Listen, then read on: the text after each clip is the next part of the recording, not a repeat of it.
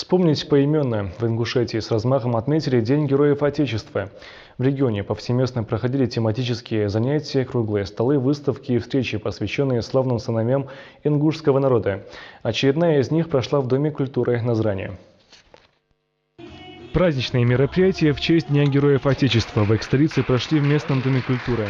Здесь собрались общественные деятели, представители местной интеллигенции и, конечно же, сами виновники торжеств – Герои Отечества. Поздравляю всех с этим праздником.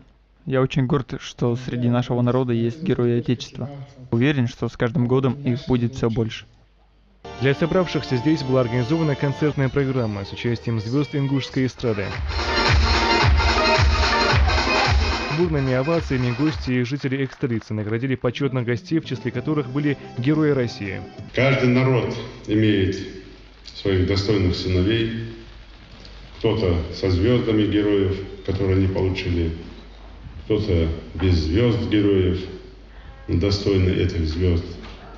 И отмечая этот день, каждый народ может и должен вспоминать тех, кто всегда был на переднем крае, на переднем рубеже.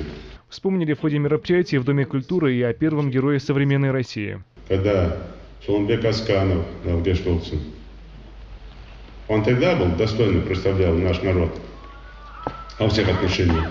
Но когда нужно было, надо было, он, не задумываясь, пожертвовал своей жизнью. И это подвиг, это не смерть, это подвиг, это бессмертие.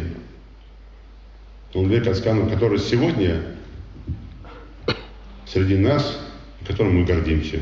Нам есть кем гордиться, ведь мы наследники славных сынов и дочерей ингушского народа. И праздник, посвященный их светлой памяти, длится не один день, а на протяжении всего времени, пока о них помнят их соотечественники. Мухаммад Гиреев, Ахмед Исмузиев, Даниил Тимурзиев, Вести, Ингушетия.